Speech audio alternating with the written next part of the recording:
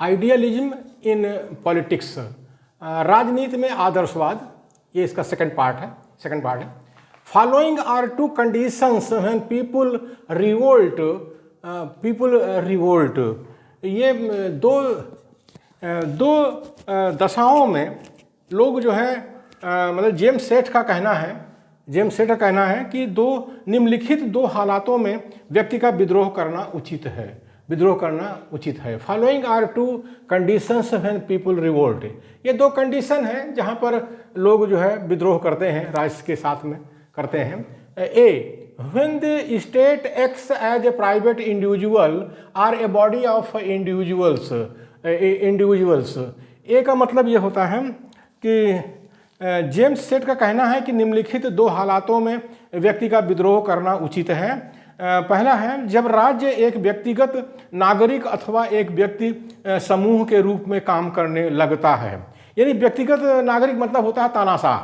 जब कोई तानाशाह जो है राज्य करने लगता है तो लोग विद्रोह करते हैं, उस तानाशाह के खिलाफ में विद्रोह करते हैं। सेकंड कंडीशन बनती है B, when the present formation of the general will becomes so inadequate as to require reformation, ये जेम्स सेठ कह रहे हैं।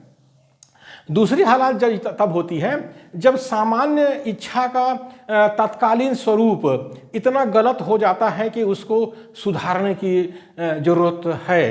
यानी राज्य जो बनता है वो जनरल विल से बनता है, सामान्य इच्छा से बनता है। यानी राज्य के सारे लोग मिलकर के जब राज्य को बनाते हैं तो वही राज्य है, तो उसी को जनरल विल कहते हैं। तो लेकिन जब वो गलत हो जाता है जनरल विल, मतलब कि लोगों की इच्छा नहीं होती है, लोग लगता है कि राज्य जो है हमारे हिसाब से नहीं चल रहा है, तो लोग विद्रोह करते हैं और ज़रूरत होती है कि फिर से राज्य को पुनर्गठन किया जाए।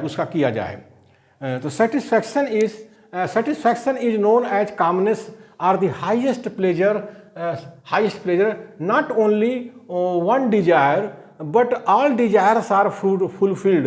It is the realization of the whole salt of man, ये T.H. ग्रीन साहब कह रहे हैं।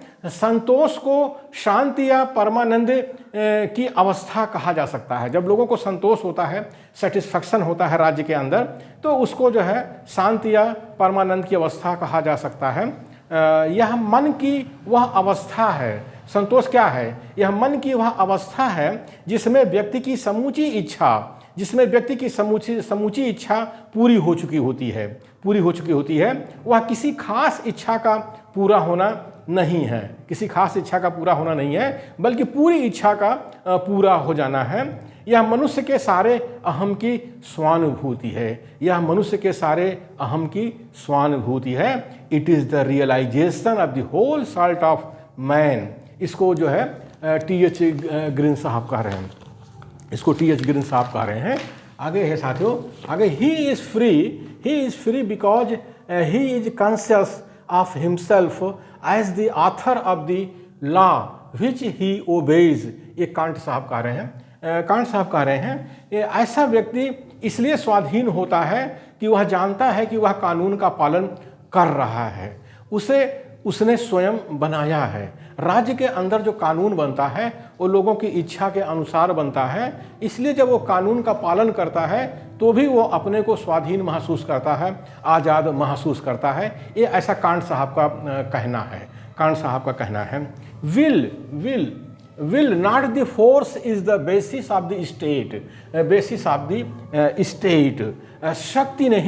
शक्ति नहीं वरन इच्छा ही राज्य का आधार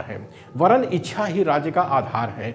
ये जो तानाशाह होते हैं या राजतंत्र जो होता है वो शक्ति के बल पर शासन करता है, लेकिन लोकतंत्र में ऐसा नहीं होता है। लोकतंत्र में कह रहे हैं कि शक्ति नहीं वरन इच्छा ही राज्य का आधार है। इच्छा, लोगों की जो गुडविल है वो राज्य को मिलना चाहिए लोकतंत्र में, तो वो राज्य इस तरह से बनता है।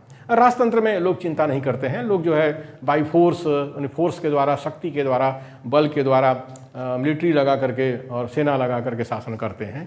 तो लेकिन लोकतंत्र में ऐसा नहीं होता है। The adjusts for each group its system of rights internally and it adjusts each system of rights to the rest externally। ये अर्नेस्ट बार्कर साहब कह रहे हैं, अर्नेस्ट बार्कर साहब कह रहे हैं।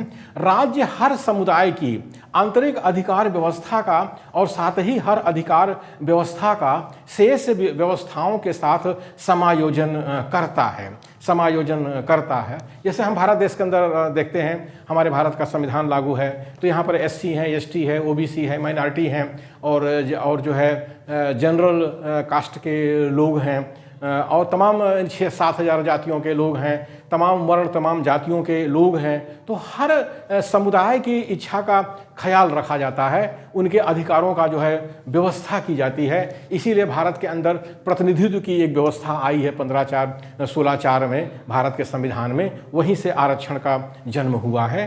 तो यही वही कहा गया है कि राज्य हर समुदाय की आंतरिक अधिकार व्यवस्था का और साथ ही हर अधिकार व्यवस्था का शेष व्यवस्थाओं के साथ समायोजन करता है। लेकिन जो शैतान होते हैं, शैतान नस्ल के लोग होते हैं, बाकी इंसानों को जो है उनके अधिकारों को खा जाते हैं, उनको बहुत परेशान करते हैं, उनके ऊपर जुल्म अत्याचार करते हैं। यह है, क्या करेंगे, इंसान है, शैतान है, ये दो नस्ल तो हैं ही हैं दुनिया के अंदर। The state of war shows the omnipotence of the state in its duality. TH. Green साहब कह रहे हैं, युद्ध की स्थिति राज्य के व्यक्ति की सर्वशक्तिमत्ता को प्रकट करती है। युद्ध की स्थिति राज्य के व्यक्ति की सर्वशक्तिमत्ता को प्रकट करती है। यानी जब एक स्टेट पर दूसरा स्टेट आक्रमण कर देता है तो उस स्टेट के लोग जो होते हैं, सारे लोग मिलकर के अपने स्टेट का बचाव करते हैं, अपने राज्य का, अपने राष्ट्र का बचाव करते हैं। यही टी.एच. ग्रीन साहब कह रहे हैं कि युद्ध की स्थिति राज्य के व्यक्तित्व की सर्वशक्तिमत्ता को प्रकट करती है।